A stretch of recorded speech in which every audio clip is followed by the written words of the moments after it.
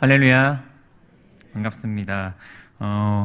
날씨가 많이 추워졌지만 이 시간 함께 현장에 나와서 예배하시는 모든 성도님들을 진심으로 환영하고, 또 참 오랜 시간 동안 온라인으로 함께 하시는 우리 성도님들도 진심으로 환영하고 또한 축복합니다. 이 시간 서로를 바라보면서 이렇게 좀 인사했으면 좋겠습니다. 추운 날씨에 잘 오셨습니다. 네. 네, 여러분 추운 날씨에도 불구하고 이 시간 예배에 오신 여러분들, 또한 예배하기 어려운 상황임에도 불구하고 온라인으로 예배하시는 모든 성도님들에게 이 시간 하나님의 은혜가 있기를 진심으로 소망합니다. 지난주 화요일날 목사 안수를 받고 처음으로 서는 이 수요 예배의 자리입니다. 늘 떨리지만 오늘은 더 떨리네요. 네, 그러나 제가 지난주 우리 고등부한테 이렇게 말했어요. 강도사 이준호나 전도사 이준호나 목사 이준호나 다를 것이 하나도 없다. 그저 하나님께서 쓰시는 도구일 뿐이기에 동일한 마음, 늘 두렵고 떨리는 마음으로 이 자리에 서지만 동일한 마음으로 이 자리에 섰으니 이 시간 하나님 말씀을 올바르게 전하는 이 시간이 되었으면 좋겠습니다.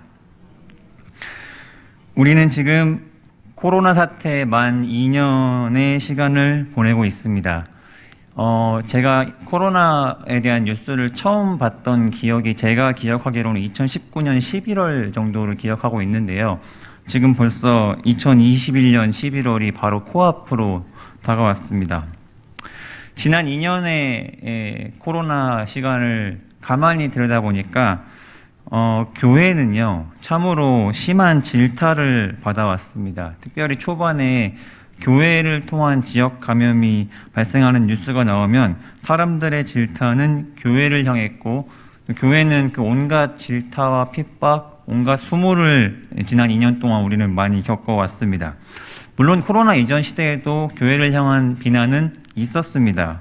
교회가 사람들한테 기독교라고 불리지 못한 때가 참 오래됐어요. 저희는 기독교이지만 사람들이 그 기독교를 조롱하는 그 말로 그 앞에 개로 바꿔서 저희는 기독교로 불리지 못하고 개독교라고 불리는 것은 상당히 오래전부터 있어 왔습니다. 사실 제가 학창 시절만 해도요, 교회를 다니는 일은 부끄러운 일이 아니었거든요.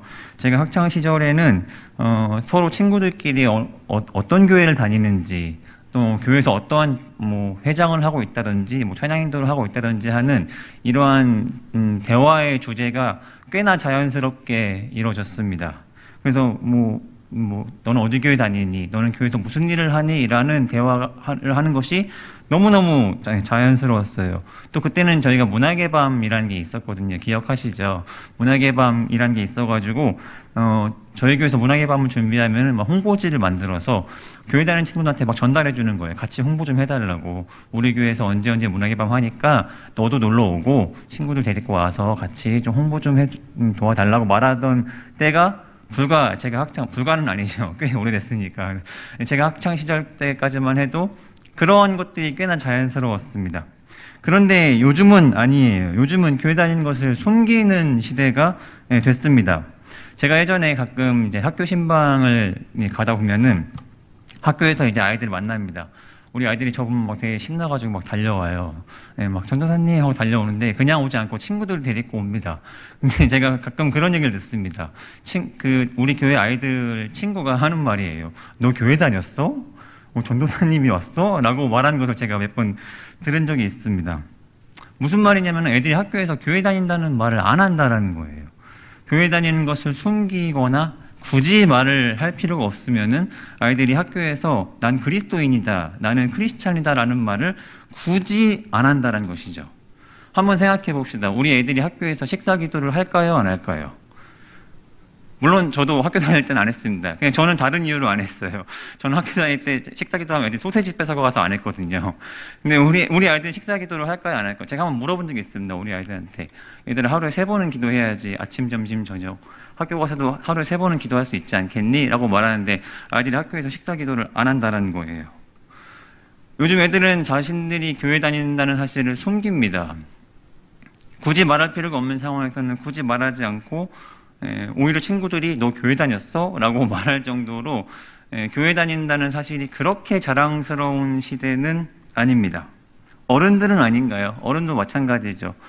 많이들 들으셨겠지만 회사에서 눈치를 준다라는 거예요. 교회를 갔다 하면은 뭔가 약간 코로나에 걸릴 것 같고 감염의 위험이 있을 것 같은 눈치를 주니까 교회 다닌다는 사실을 뭔가 떳떳하게 뭔가 자랑스럽게 말할 수 있는 시대는 아닌 것 같아요.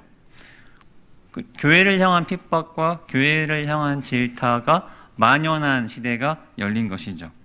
그런데 가만히 생각해 보면 그리스도인들에게 있어서 이러한 핍박과 질타는요, 오늘날만의 문제는 아닙니다.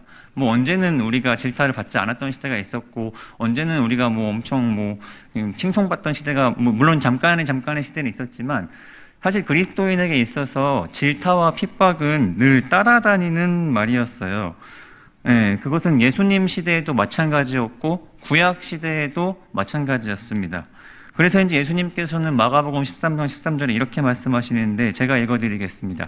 또 너희가 내 이름으로 말미암아 모든 사람에게 미움을 받을 것이나 끝까지 견디는 자는 구원을 얻으리라. 아멘. 그리스도인들에게 있어서 사람들의 질타와 핍박은 어제 오늘 내일 단순한 이 시대만의 문제가 아니라는 거예요. 과거에도 있었고 지금도 있고 또 앞으로 살아갈 미래에도 그리스도인들을 향한 질타는 계속될 것입니다.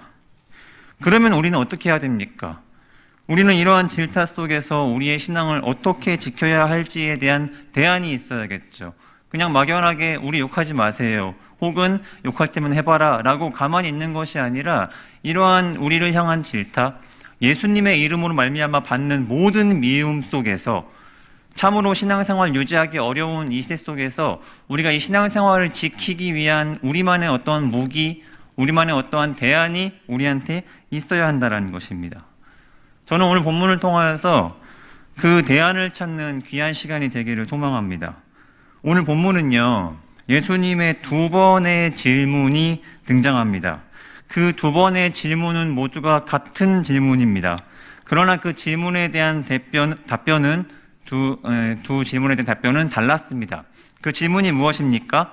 나를 누구라 하느냐? 예수님께서 지금 빌립보 가이사랴 지방에 이르렀을 때 질문하는 거예요. 제자들한테. 얘들아, 사람들이 인자를 누구라 하느냐? 여러분, 지금 예수님께서 제자들한테 질문하는 이 장소는 빌립보 가이사랴 지방입니다. 이 빌립보 가이사랴 지방은 당시 팔레스타인에서 가장 아름답고 풍요로운 도시였습니다. 그도 그럴 것이 이 가이사랴, 이 카이사르라는 황제를 뜻하는 단어, 영어로는 시저, 이 황제를 뜻하는 단어를 지명에 붙일 정도로 당시 이 빌립보 가이사랴 지방은 엄청나게 많은 신경을 쓰고 수많은 문화의 발전, 수많은 경제적 발전이 잘 돼 있던 곳이 바로 이 빌립보 가이사랴였습니다. 그리고 그 빌립보 가이사랴 지방에는 그렇게 수많은 문화와 경제들이 발전하다 보니까 많은 교류들이 일어나서 그곳에는 수많은 이방인들이 많이 살던 곳이 바로 빌립보 가이사랴 지방이었어요. 그러면은 이렇게 문화의 발전과 경제의 발전, 그리고 이방인들의 교류가 잦은 곳에는 당연히 자연스럽게 등장하는 게 있는데 그게 바로 뭐냐면 이방신들이에요. 빌립보 가이사랴 지방은 당시에 수많은 이방 신전이 있었고 그러한 이방 신들에 대한 문화가 꽤나 오래전부터 자리 잡고 있던 지역이 바로 빌립보 가이사랴 지방이었습니다. 그때 예수님께서 질문하는 거예요. 사람들이 인자를 누구라 하느냐? 제자들은 이렇게 말합니다. 14절에 이렇게 나와 있습니다. 제가 읽어드릴게요.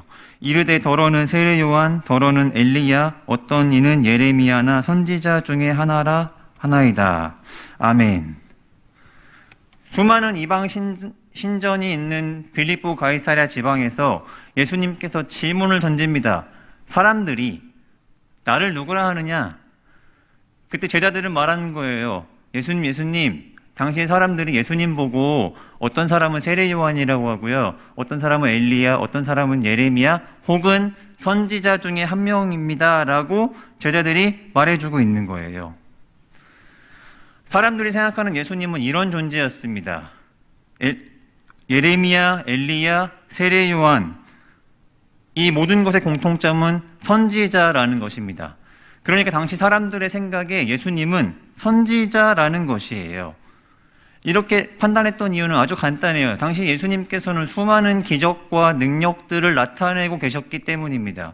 예수님께서 지나간 모든 자리는 소문이 났잖아요. 예수님 나타났다 하면 귀신을 쫓아내고 병고침 있고 앉은 자가 일어나는 놀라운 능력들이 나타나니까 사람들로 하여금 좋은 소문이 나기 시작한 거예요.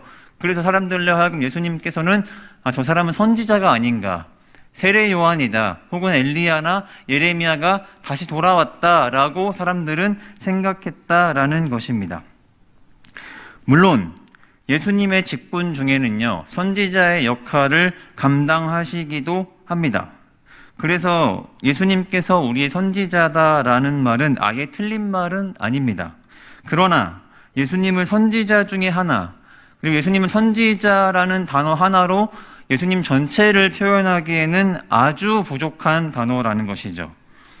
요한복음 3장에는요, 니고데모라는 사람이 나옵니다. 이 니고데모가 예수님을 밤에 찾아와서 이렇게 말을 해요. 요한복음 3장 2절인데요. 우리 함께 같이 한번 읽어볼까요? 읽겠습니다. 시작. 그가 밤에 예수께 와서 이르되 라삐여, 우리가 당신은 하나님께로부터 오신 선생인 줄 아나이다. 하나님이 함께 하시지 아니하시면 당신이 행하시는 이 모든 표적을 아무도 할 수 없음이니이다. 아멘. 니고데모는 누구였습니까? 니고데모는 당시 유대인의 지도자였습니다. 율법 선생이요, 산헤드린 공회 회원이었어요. 근데 이 니고데모가 예수님을 찾아와가지고 뭐라고 말합니까? 예수님, 당신은 하나님께로부터 온 선생님인 것 같습니다. 그리고 그렇게 판단한 이유가 무엇입니까? 당신이 행하는 표적을 당신이 하나님이 보낸 선생님이 아니면 아무도 할 수 없는 표적을 행하는 거 보니까 당신은 하나님이 보내신 선생님이라고 생각한 게 니고데모의 생각이었습니다. 이것은 마치 빌립보 가이사랴 지방의 사람들의 생각과 아주 유사합니다. 예수님 보고 선지자로 생각했던 이 빌립보 가이사랴 지방의 사람들의 판단, 그리고 예수님을 하나님이 보낸 선생 중에 한 명이라고 생각하는 니고데모의 판단은 동일하죠. 그저 하나님이 보내신 특별한 선지자 정도로만 생각했다는 것입니다. 이것이 당시 예수님을 향한 평가였습니다. 이분이 하는 기적과 이분이 행하는 모든 능력을 보니까 보통 사람은 아닌 것 같고 하나님이 보내신 특별한 사람, 특별한 선지자라고 당시의 사람들은 생각했습니다. 그때 예수님께서는 시선을 돌려서 제자들한테 이렇게 질문합니다. 너희는 나를 누구라 하느냐? 예수님께서 너희는 이라는 복수의 단어를 사용했지만 당시에 열정적인 베드로가 이렇게 대답을 하는데 아주 중요한 베드로의 신앙 고백입니다. 우리 16절을 함께 다 같이 한번 읽어보도록 하겠습니다. 16절입니다. 시작. 시몬 베드로가 대답하여 이르되 주는 그리스도시요 살아계신 하나님의 아들이시니이다. 아멘. 저는 오늘 이 베드로의 답변을 우리가 하나씩 좀 살펴보기를 원합니다. 사람들은 예수님을 선지자로 생각했습니다. 빌립보 가이사랴 지방의 사람들은 예수님을 세례 요한, 엘리야, 예레미야와 같은 선지자 중에 한 명, 심지어 유대인의 지도자였던 니고데모까지도 예수님을 하나님께서 보내신 선생 정도로 생각했다라고 했습니다. 그런데 베드로는 예수님을 어떻게 생각했습니까? 주는 그리스도라고 베드로가 고백하는 것입니다. 여러분, 베드로가 생각하는 예수님은 그리스도였습니다.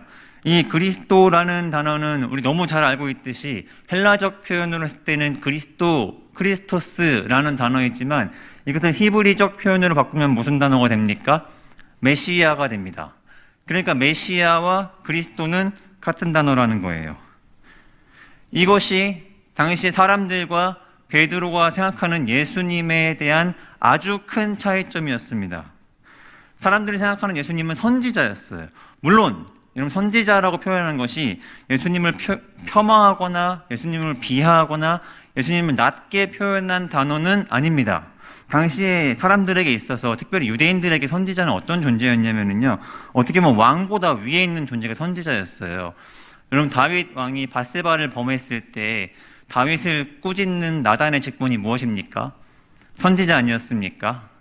당시 선지자라는 직분은요, 왕을 책망할 수 있는 존재가 선지자였습니다. 그러니까 사람들이 예수님을 선지자라고 표현한 것은 결코 예수님을 폄하하거나 조금 낮은 존재로 여기거나 예수님을 비하하는 표현은 아니었습니다. 그래서 사람들은 예수님을 선지자라고 표현했는데 그 선지자라는 표현 자체는 예수님에 대한 전체를 드러낼 수 없고 예수님에 대한 올바른 이해라고 볼 수는 없었던 것이죠. 예수님은 선지자의 직분을 감당하는 완전한 하나님으로 오신 분은 완전한 사람으로 오신 분은 맞지만 예수님께서는 또한 완전한 하나님으로 이 땅에 오신 메시아라는 것입니다. 베드로는 그것을 정확하게 알고 있었어요. 베드로는 예수님을 크리스토스라고 당신은 구약에 약속된 우리를 구원하실 메시아입니다라는 정확한 예수님에 대한 이해가 있었고 그것을 입술로 고백한 것이죠. 그리고 그 뒤에 나오는 예수님은 하나님의 아들이다라는 말은 무슨 의미입니까?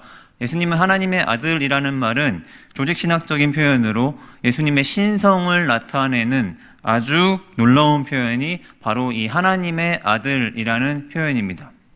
제가 예전에 어렸을 때 이 하나님의 아들이라는 표현이 왜 이렇게 표현했을까라는 궁금증이 있었습니다. 어떤 목사님이 저한테 이렇게 답변을 해주시는데 저는 제가 살면서 이것보다 더 좋은 답변을 들은 적이 없었습니다. 여러분, 하나님의 아들이 왜 예수님의 신성을 나타내는 것일까요? 아들 하면 조금 낮은 존재로 보통 생각하기에 일수인데 하나님의 아들이라는 표현이 왜 신성을 나타내는 표현일까요? 이렇게 표현하시더라고요. 소의 새끼는 무엇입니까? 송아지죠. 말의 새끼는 무엇입니까? 네, 개의 새끼는 강아지입니다. 사람의 자식은요? 사람입니다. 그럼 하나님의 아들은 무엇입니까? 하나님이라는 것입니다. 베드로의 고백 가운데 주님은 그리스도시요 살아계신 하나님의 아들이십니다 라고 말한 것은 예수님께서는 우리의 진정한 메시아, 구약에 약속된 우리를 구원할 메시아 구원자이심과 동시에 당신은 참 하나님이십니다라는 예수님의 신성과 인성을 동시에 드러내는 아주 놀라운 신앙 고백이라는 것이죠. 사람들이 생각하는 예수님과는 완전히 달랐습니다. 사람들은 예수님을 그저 선지자로만 생각했는데 하나님께서 보내신 아주 놀라운 능력을 행하는 선지자라고 생각했는데 베드로는 아니었어요. 베드로는 예수님께서 이 땅에 오신 메시아 그리고 참 하나님이다라는 사실을 정확하게 알고 있었다는 것이죠. 그래서 이 고백을 들으신 예수님께서는 베드로를 아주 칭찬하십니다. 바요나 시모나 내가 복이 있도다. 그리고 나서요. 이렇게 예수님께서 칭찬하시고 나서 18절에 예수님께서 아주 중요한 말씀을 하시는데 우리 18절 말씀을 함께 좀 읽어봤으면 좋겠습니다. 18절입니다. 읽겠습니다. 시작. 또 내가 네게 이르노니 너는 베드로라. 내가 이 반석 위에 내 교회를 세우리니 음부의 권세가 이기지 못하리라. 아멘.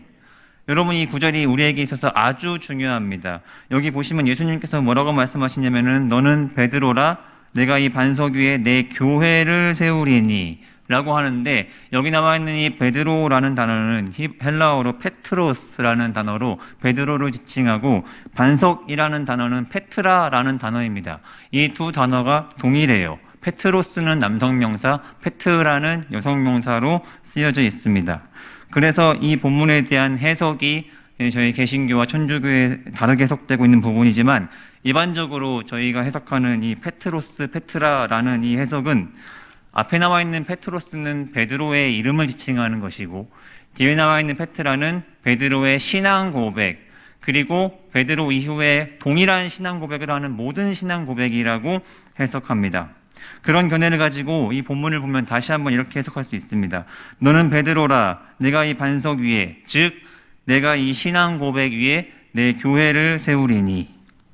아멘. 여기 나와 있는 이 교회라는 단어는요, 성경 전체를 통틀어서 이곳에 처음 등장합니다. 복음서 전체를 통틀어서 딱 2번 등장하는데, 그 중에 하나가 바로 여기입니다. 예수님이 세우시는 교회, 예수님은 그 교회를 어디에 세우신다고 말씀하고 있습니까? 반석 위에.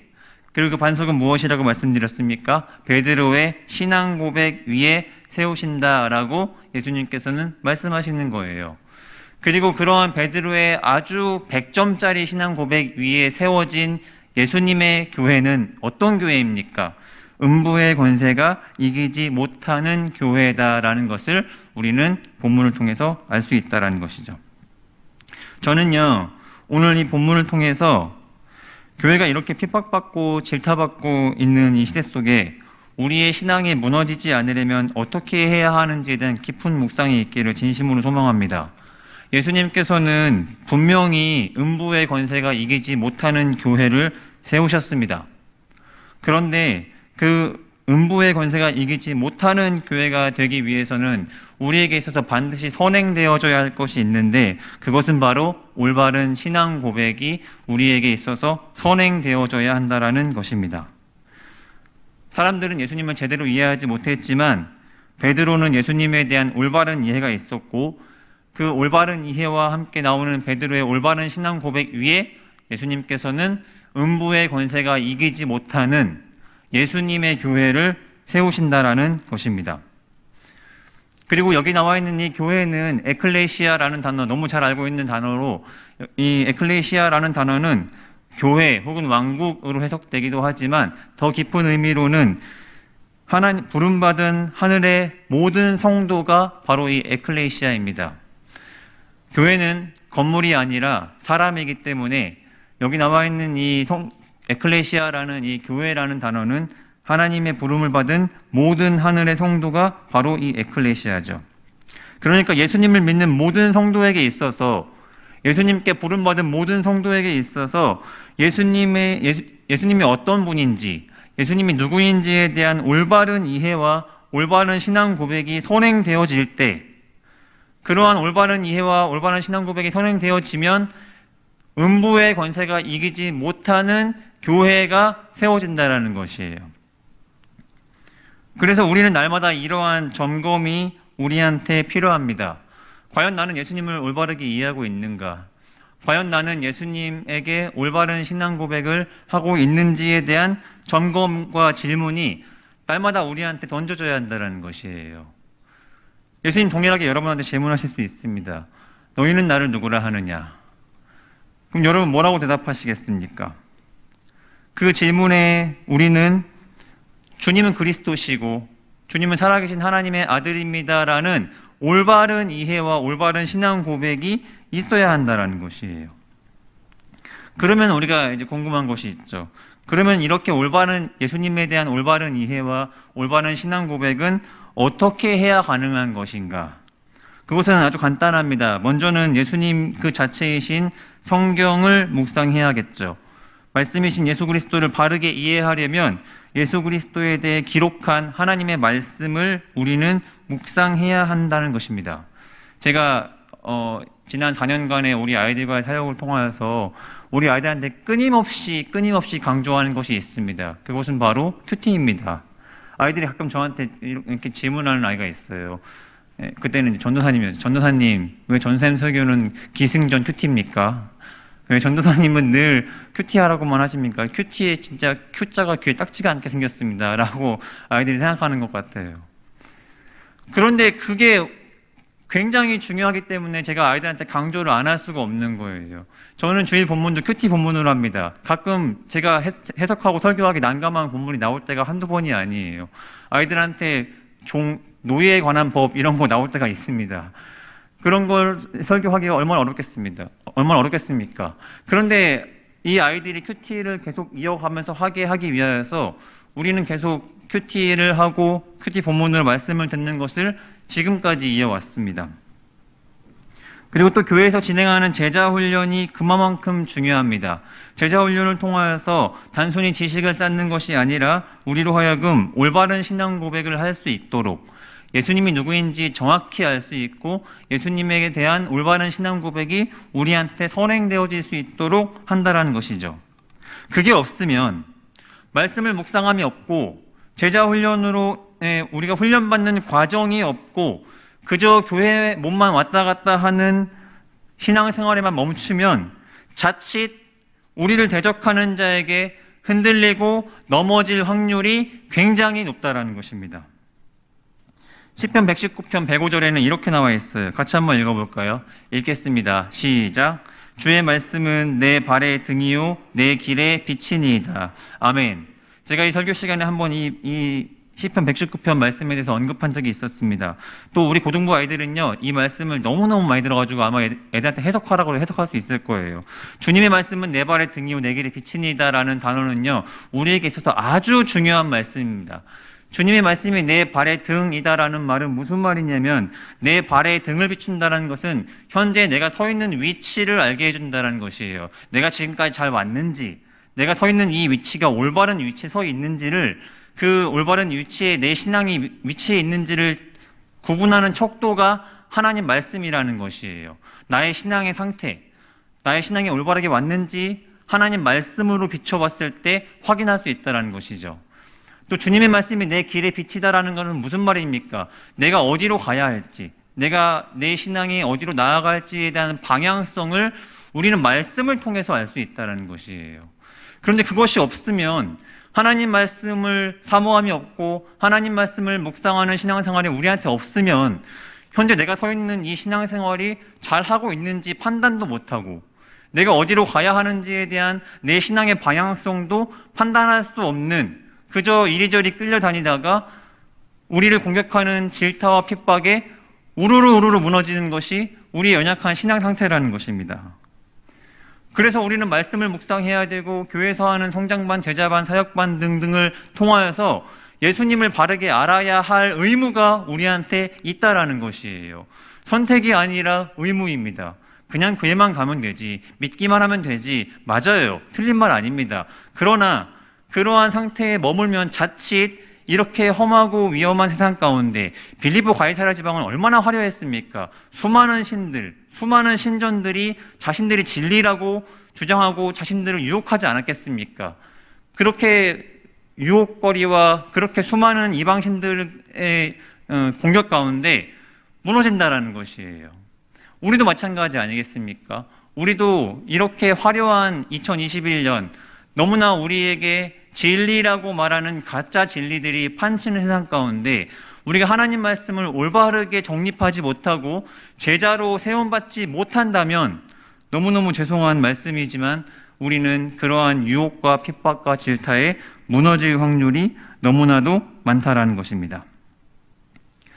우리를 향한 끊임없는 자기점검, 말씀을 통하여서 내가 어디에 있는지, 예수님은 누구인지, 그리고 예수님은 그리스도시고 살아계신 하나님의 아들이라는 그 올바른 신앙 고백이 있을 때, 예수님께서는 그 올바른 신앙 고백 위에 예수님의 교회를 세우신다라고 말씀하셨고, 그 교회는 음부의 권세에 무너지지 않는 교회가 된다라는 것입니다.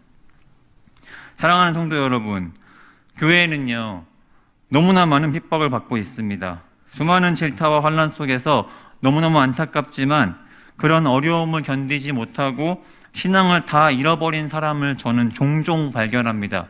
우리 주변에 없을까요? 아니요.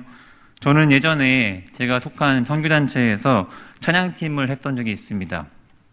당시 청소년 아이들이 한 800명 정도 모여서 대학교 강당을 빌려가지고요, 청소년 800명이 모여가지고 함께 예배하는 그 예배를 인도하는 찬양팀으로 섬겼던 적이 있었습니다. 어떤 친구는 건반으로, 어떤 친구는 드럼으로, 어떤 친구는 싱어로 여러 가지 모양으로 아이들을 섬기고 예수님께 영광 돌리는 예배팀으로 함께 섬기는 팀원들이 있었어요. 그런데 최근에 제가 그 친구들을 SNS를 통해서 근황을 살펴보면 참 많이 안타깝습니다. 그렇게 하나님 나라를 위해서 열심히 살고 그렇게 아이들을 위해 열심히 섬기던 아이들이 지금은 그냥 완전한 세상 사람이 되었습니다. 당시에 아이들에게 있어서는 굉장히 부러움의 대상이었을 거예요. 나도 저렇게 신앙생활 하고 싶다. 나도 저렇게 멋있는 그리스도인 돼가지고 이렇게 수많은 사람들 앞에서 예배 인도하는 사람 되고 싶다라는 당시에는 아주 부러움의 대상이었을 수도 있습니다. 그런데 지금은 완전한 세상 사람이 되었어요. 제가 얼마 전에 그 친구 중에 한 명을 만나가지고 다른 친구들의 근황을 물어봤는데 코로나 이후로 신앙을 많이 잃어버렸다라는 얘기를 들었습니다. 너무 많이 안타까워요. 교회 학교의 모습은 어떨까요? 여러분, 교회 학교의 어려움은 우리가 현실을 겪고 있지 않습니까? 교회 학교 아이들의 인원이 줄거나 교회 학교 아이들의 신앙 상태가 많이 어렵다라는 것은 지금 우리 눈앞에 현실로 펼쳐지고 있습니다. 그런 현실 속에서 교회되는 저와 여러분이 음부의 권세에 무너지지 않는 교회가 되려면 어떻게 해야 됩니까? 말씀을 통해 예수님을 묵상하심으로 예수님에 대한 올바른 이해가 있기를 진심으로 소망합니다. 그리고 그 예수님을 바르게 알고 주님은 그리스도시고 살아계신 하나님의 아들이라는 올바른 신앙 고백 위에 예수님은 음부의 권세가 이기지 못하는 교회를 세우실 줄로 믿사오니 저는 우리 김포제일교회가 진심으로 그런 교회가 되기를 소망합니다. 예수님에 대한 바른 이해, 예수님을 향한 올바른 신앙 고백 이외에 세워지는, 그래서 이 코로나 시대에 절대로 무너지지 않는, 절대로 음부의 권세에 쓰러지지 않는 귀한 교회가 되기를 예수님의 이름으로 축원합니다. 아멘.